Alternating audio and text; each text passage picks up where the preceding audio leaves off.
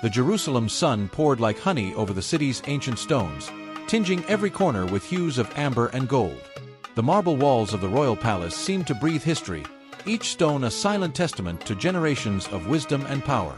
It was a late spring afternoon, when the air was thick with promise and the sky was painted in shades of orange and purple. Eliezer ben Asher felt the weight of his 25 years like a mountain on his shoulders. His father, a prosperous cloth merchant, had built a reputation for honesty and hard work throughout Jerusalem. But Eliezer was different. Where his father saw certainty, he saw doubt. Where there was discipline, he found restlessness. His dark eyes, deep as ancient wells, carried a gleam of unfulfilled dreams. He had begun dozens of projects. He apprenticed for a few months with a goldsmith, tried to study with the scribes, sketched out plans for trade with caravans coming from the desert.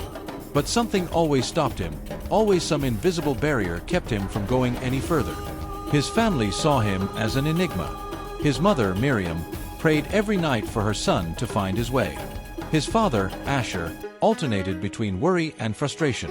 A man must have a purpose, he would often say, leaving the unspoken question hanging in the air. What purpose did Eliezer have? That warm afternoon, wearing a fine linen tunic that his parents had bought especially for the hearing, Eliezer walked through the streets of Jerusalem. Each step was a mixture of hope and fear. He had decided to seek advice from the wisest king who had ever lived. Solomon, son of David, the one whose words were said to be able to illuminate the darkest paths of the human soul. The streets were bustling. Merchants were closing their businesses. Children were playing in the narrow alleys. The smell of fresh bread and spices filled the air. But Eliezer barely noticed the world around him. His mind was completely taken up with the anticipation of the audience he was about to have. Getting an audience with the king was no easy task. He had needed to use all his connections, all the prestige of his merchant family. And now he was here, just a few steps from the royal palace, feeling his heart beating so hard it seemed like it wanted to jump out of his chest. His hands were shaking slightly, not from fear, but from a complex mix of emotions. Hope, shame, despair, and, beneath it all, a nearly extinguished flame of a dream that had not yet given up burning. The guard at the entrance to the palace watched him with an appraising gaze. He checked the documents, measured each of Eliezer's movements as if he were weighing his soul. And then, with an almost imperceptible gesture, he opened the way. The first steps inside the palace were like entering another world. Marble columns rose to the sky, mosaics told ancient stories on the floors, fine linen curtains danced in the breeze. It was all too grand, too majestic for someone like Eliezer, who had always felt small in his own dreams. And then, at the end of the hallway, there was the entrance to the throne room. The golden doors seemed to weigh tons of expectation.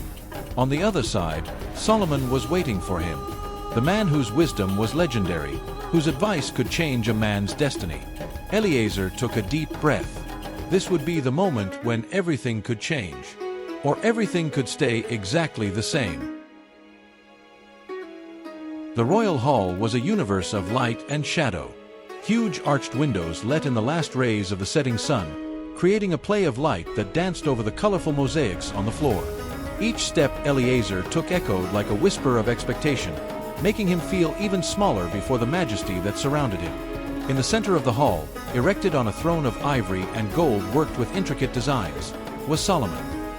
He was not an intimidating man because of his physical strength, but because of the intensity of his gaze.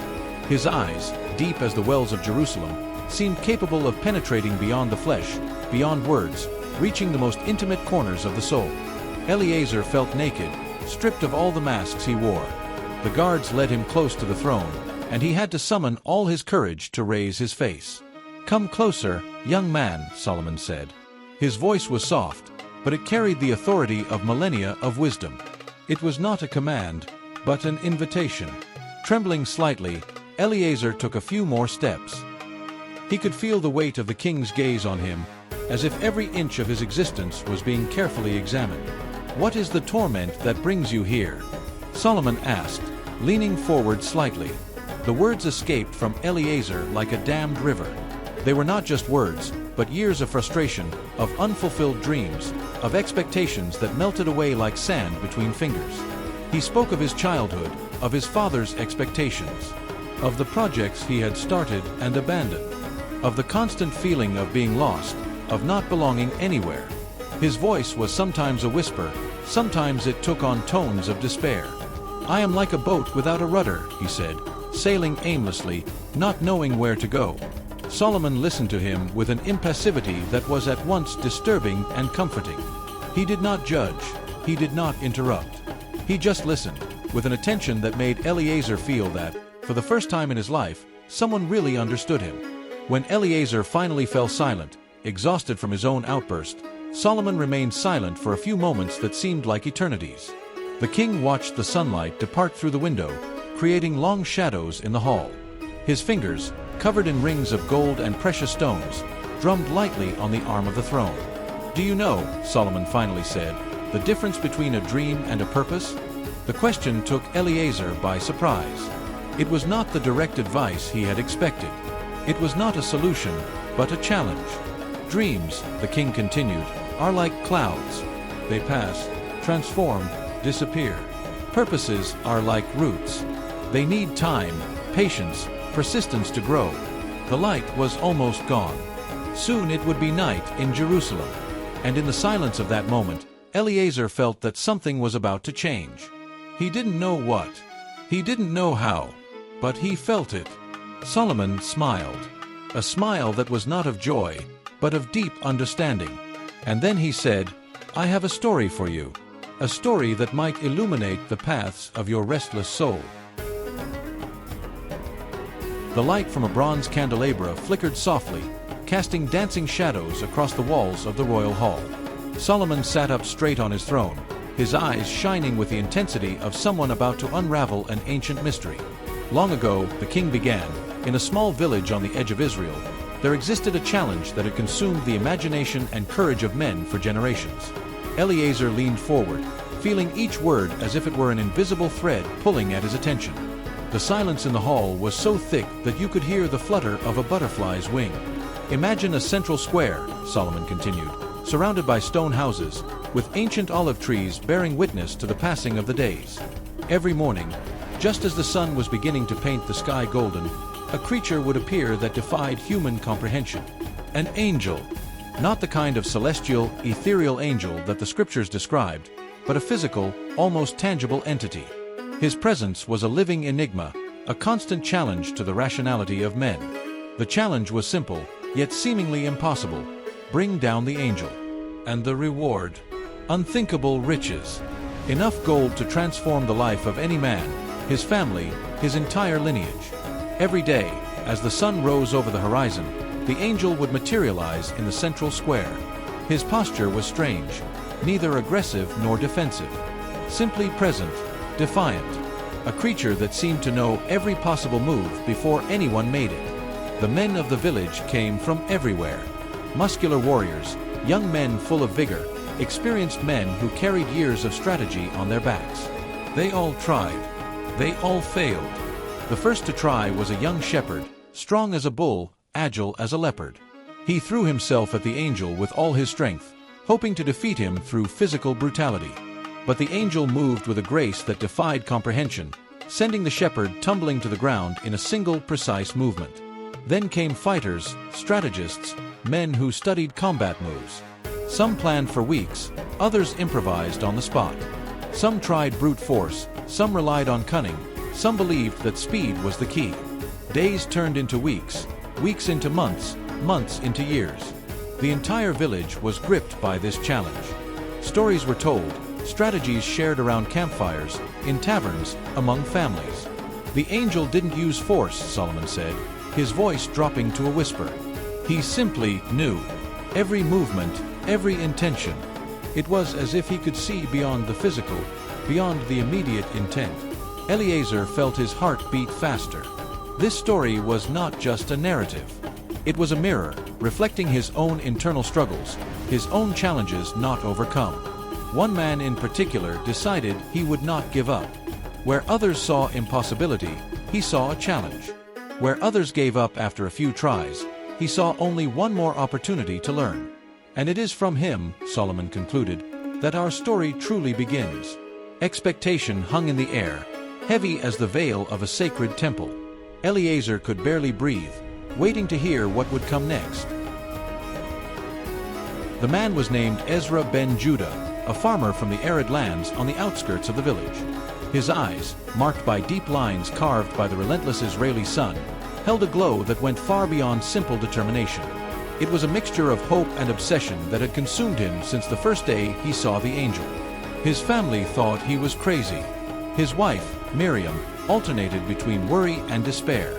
Every night, when Ezra returned home covered in dust and frustration, she looked at him with a mixture of love and incomprehension. "Why don't you give up?" she would ask in whispers on cold nights. Ezra never answered directly.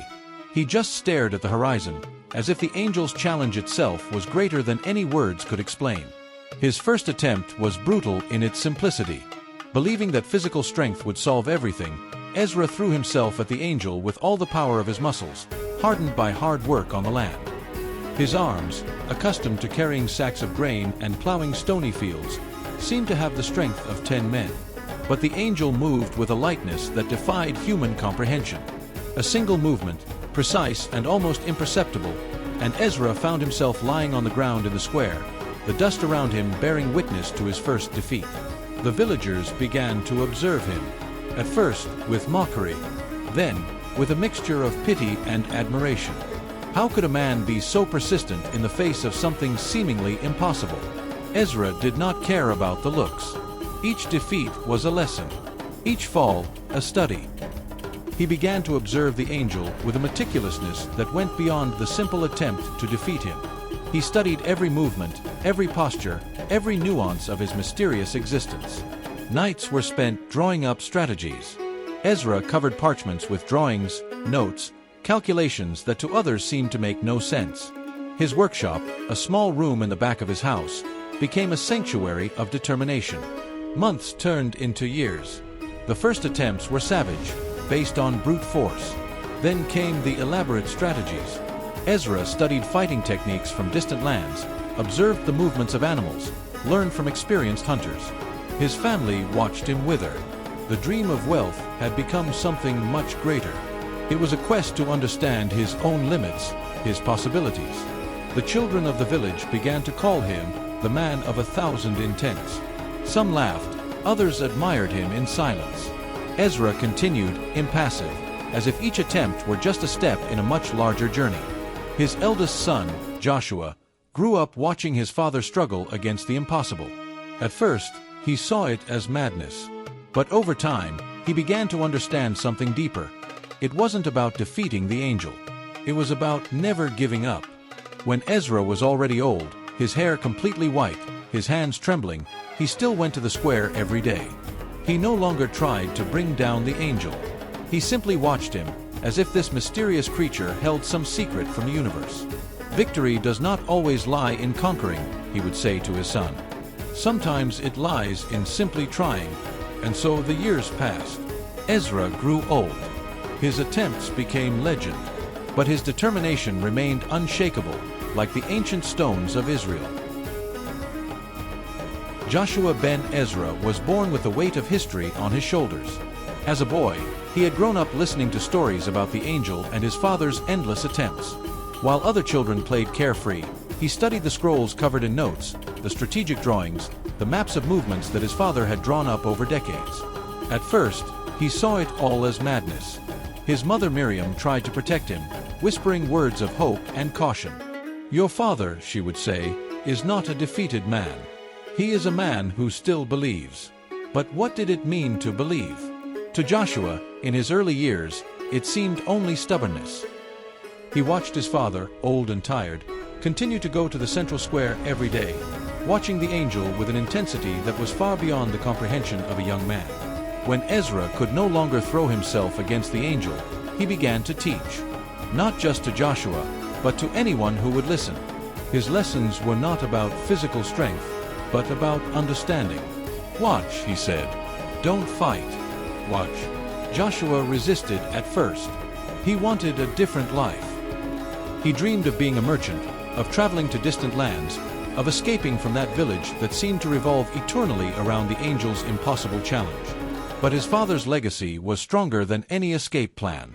He began to accompany Ezra on his daily observations. At first, out of obligation. Then, out of a curiosity that slowly grew, like a seed planted in arid soil. His father had left behind entire notebooks. They were not just notes, but true treatises on observation. Each movement of the angel was documented with a precision that bordered on obsession. Body angles, gaze directions, movement patterns that repeated themselves with almost mathematical regularity. One day, Ezra said, "We will understand not by force, but by knowledge." Joshua began to see what had previously been invisible. Where he saw randomness, he began to perceive patterns. Where he saw impossibility, he began to see probabilities. The nights were turning into study sessions. Father and son, leaning over the scrolls, discussing every detail, every nuance. Miriam watched them from afar, seeing something greater than a simple search emerge, a connection, a legacy of perseverance. When Ezra finally left for eternal rest, Joshua felt that something had fundamentally changed in his existence. He was no longer just a son. He was a guardian of a mission. The village looked at him with a mixture of pity and respect. Some laughed, saying that he had inherited his father's madness. Others admired him in silence, recognizing something that went beyond simple stubbornness. Joshua didn't care about the looks. Each day was a continuation of his father's journey. Each observation, a piece of a puzzle that seemed impossible to put together. Years passed. Joshua refined his strategy. It was no longer about defeating the angel by force. It was about understanding him. Each studied movement, each mapped pattern, was a step toward what his father had always dreamed of. True victory, he told himself, repeating Ezra's words, is not in conquering, but in understanding. And so, little by little, Joshua was transformed. He was no longer just Ezra's son. He was the heir to a mission that transcended generations, a guardian of a hope that went far beyond the challenge of bringing down an angel. The day dawned differently. There was nothing extraordinary about its appearance. The sun rose as always, painting the Jerusalem sky with shades of amber and pink. But for Joshua, something deep inside him vibrated in a unique way, as if every cell in his body was prepared for something inevitable. Years of observation had turned into an understanding that went beyond the physical. Joshua knew the angel better than anyone in the village. Every movement, every breath, every inch of his being had been studied with a dedication that bordered on reverence. The villagers no longer looked at him. To them, Joshua was just another in a long line of challengers. Some of the younger ones viewed him with pity, others with a silent respect for the persistence inherited from their father. Miriam, his mother, watched from afar. Her eyes, marked by years of hope and expectation, carried a mixture of love and apprehension. She knew that this day would be different. Joshua arrived at the central square with an unnatural calm. It was not the calm of someone defeated, but of someone who had understood something profound about the nature of the challenge.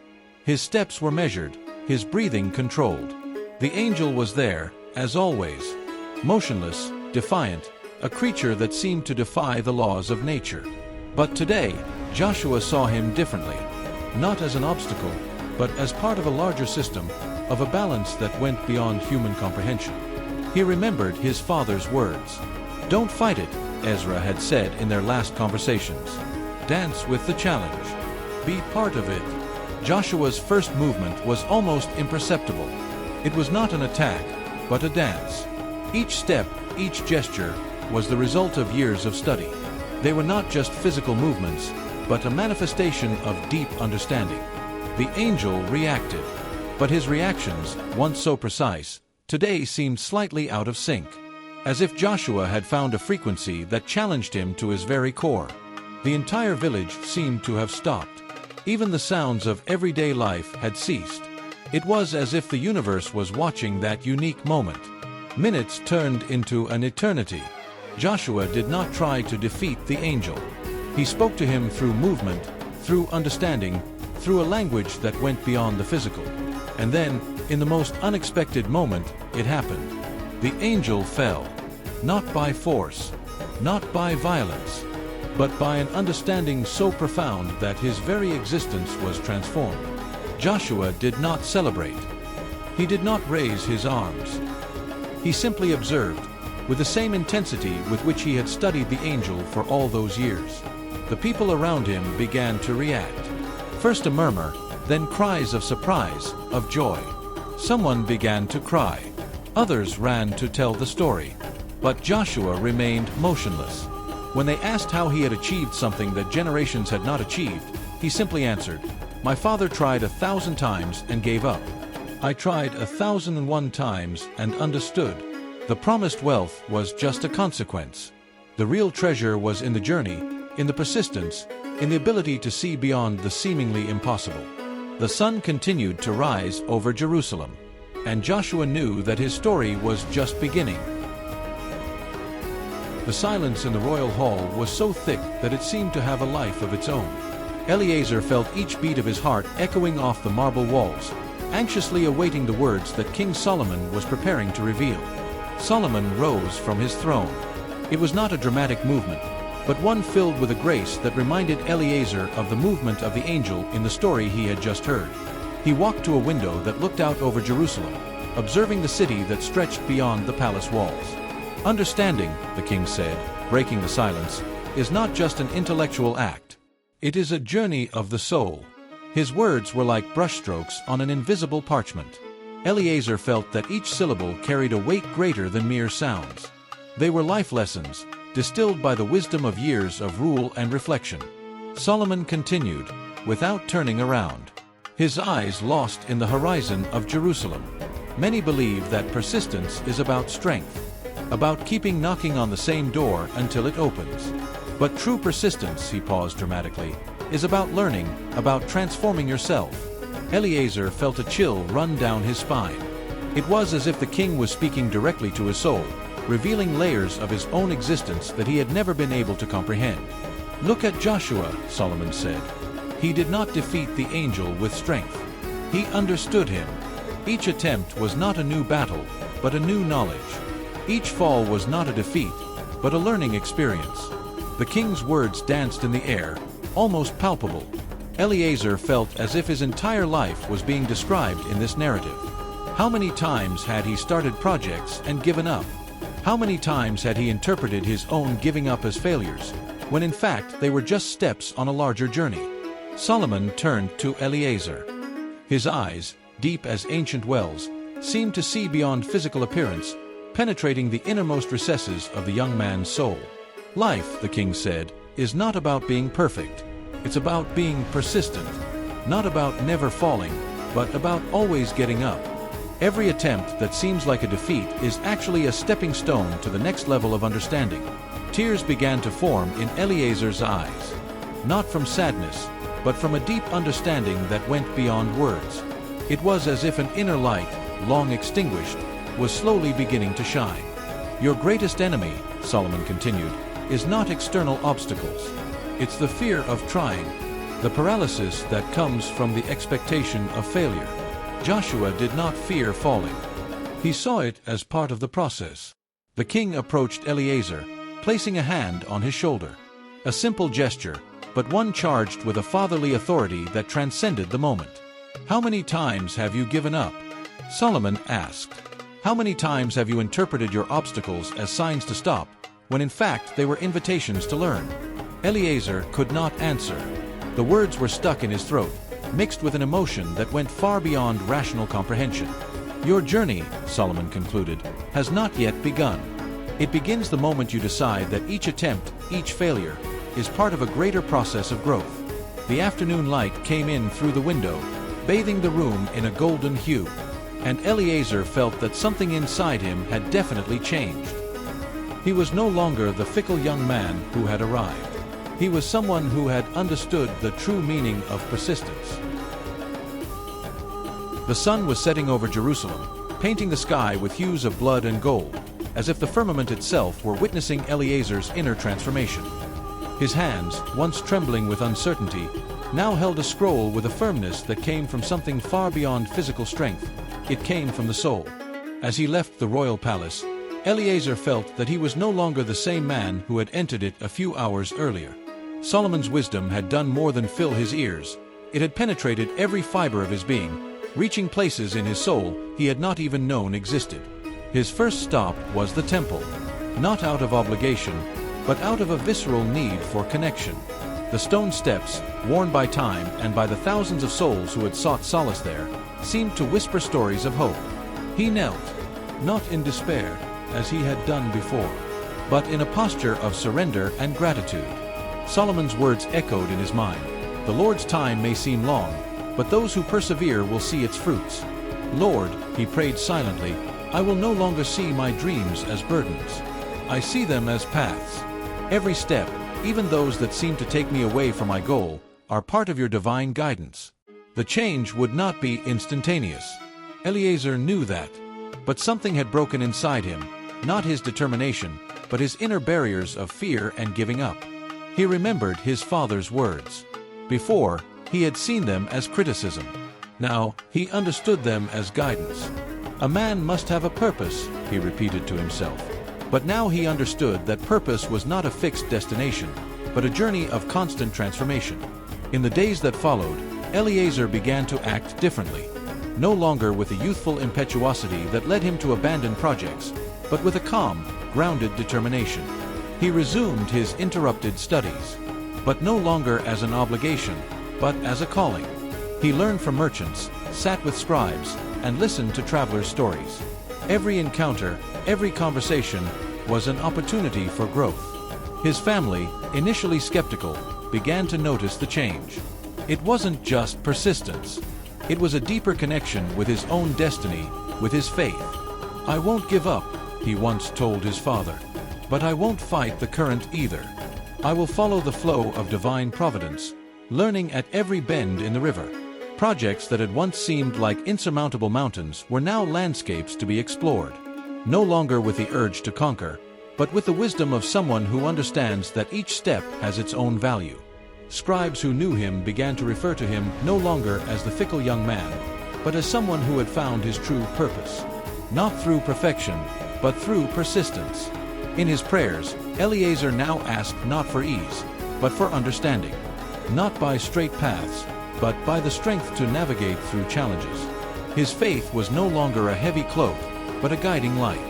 Lord, he prayed every morning, make me an instrument of persistence. Don't free me from challenges, but give me the strength to overcome them. And so, little by little, Eliezer transformed. He was no longer just a young man searching for a purpose. He was a man who had understood that purpose is built, not found. The sun of Jerusalem continued to rise. And with it, Eliezer's renewed determination was born every day, no longer based on fragile dreams, but on unshakable faith. His journey had only just begun. And this time, he was ready for every step. What did you think of today's story here at Infinite Prayer? Please tell us in the comments which part of this story of persistence and trust in God touched you the most. Subscribe to the channel now, and also remember to like and share this video with someone you know who needs to hear this story today. See you tomorrow in our next video.